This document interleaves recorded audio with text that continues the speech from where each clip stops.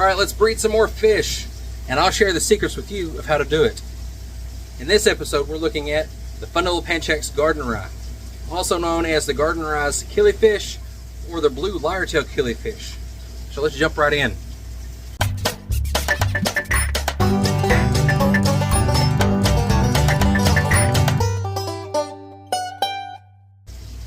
So some people think that the gardneri, or the killifish in general, the killifish are hard to breed, that you gotta deal with peat moss and drying them out and walking around with them in a pill bottle in your pocket for hours and letting them sit on the shelf dried out for a couple months, and then you gotta use so much water to the peat moss. And no, gardneris are easy.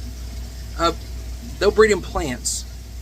So you can breed them in a heavily planted tank and they'll do it on their own. Or I'll show you what I do. I use a spawning mop, and you know, they'll hatch right out in the water, just in the tank as they are. So let's take a look. I'm in the middle of water changes, so my water's a little low, and you probably hear some water running. This is how I set it up, but you don't have to set it up this way. You can do it completely different. But I use a 5-gallon tank. It's just set here on this workbench. So it's kind of a workbench. It's, you know, 2x4s and block and stuff, but I use it as a workbench.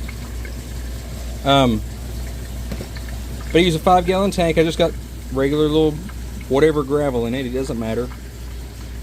I have a male female pair in there, and I've just got a spawning mop made out of yarn and a sponge filter. Now you could plant the tank. You could plant it and they do it on their own. You see them ducking in there right now. But they'll duck in there and they'll lay eggs every day. I have pulled over a dozen eggs in a single day out of my mop. You don't have to pull the eggs out if you don't want to. If you want to be lazy about it, keep it heavily planted and they'll be fine. I pull the eggs out and I put them in a hang on the back or hang on the front or whatever you put it breeder box. You could put them in one of the little plastic shoe boxes or little anything holding water, really. But let's see if I can see. I put some Java moss in here, and then what I'll do is I'll pick the eggs off of the mop and I'll place them on the Java moss. You can kind of see a couple right there in that corner adhered to the Java moss. I don't know if you can make out that one over there. Can't really tell because of the bubbles. But I've got little killifish eggs all in this here. And I've got some separated out over here. And they're just in here getting the circulation of the water. Now, killifish are really hardy, and they will grow even without that circulation. And just sitting water, they will grow. I have hatched out killifish, gardneri killifish eggs in just a tub of water, like a, they sell them around here for like sink tubs, like dishwashing tubs, little plastic bowls basically. I've hatched them out in that. I've hatched them out in like the specimen containers that like the pet stores use to dip fish out in. You could hatch them out in solo cups. That may be a video, you know, hatching fish in a solo cup. Anyways, killifish are really hardy because where they come from, basically, the name killifish means ditch fish, and where they come from, they basically grow up in mud puddles and ditches and stuff where the conditions aren't that great. So they're hardy. And because of they are genetically designed for survival, something to watch out for on the gardneri killifish is the parents won't eat the fry, but their siblings will. You'll have one egg that hatches out a little earlier than the other eggs. It might hatch out a day before or something. Well, when that fry is able, it will eat the younger ones that hatched out after it, and it will get bigger. And because it's got bigger, now it's bigger than its closer relatives. So it eats them, and it gets bigger. It continues this until you'll have one big fry. If you separate the eggs from the parents, you pull them out of the mop or whatever, keep an eye on them when they hatch, and divide the fry up so that you won't lose as many. As the fry get larger and that they can get large enough to go live in like the parents' tanks or a community tank or whatever, then you don't have to worry about them eating the fry, the smaller babies, because at that point they're good with the regular food and they're not on that rush to grow.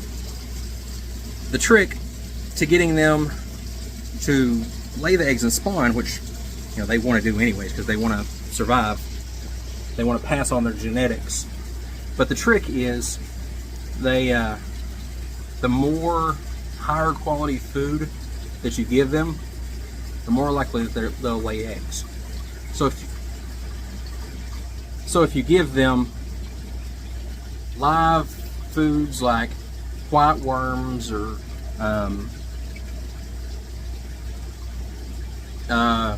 what's it called?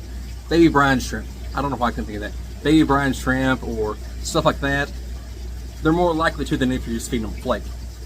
If you give them frozen food, that's better than the flake, but still not as engaging to them as the live foods. I'm breeding them on just prepared pellets and powders and stuff like that. Nothing live, nothing frozen. I've bred them on frozen before, but right now this batch is just regular pellets. When the fry hatch, you start giving them little powdered food. I grabbed the wrong container. I went to get the little nano. Let me go get it. All right, so I meant to grab this one. This nano magic nano feed. It's a small powder, so you can give them that.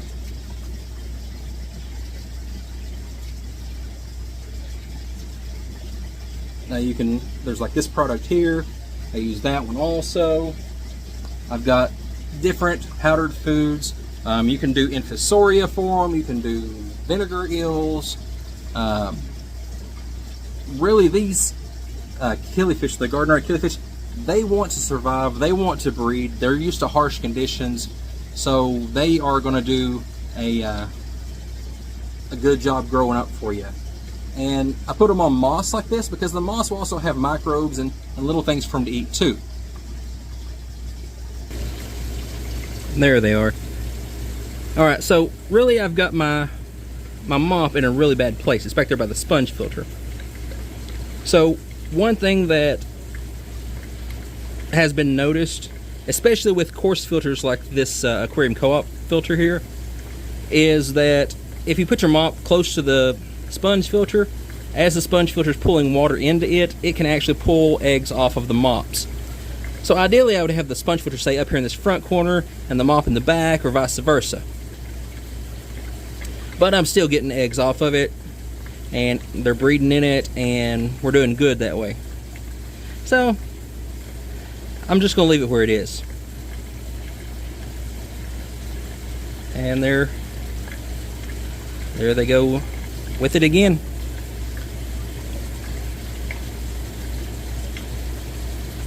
So that's the male there. The female will be down here, not as colorful.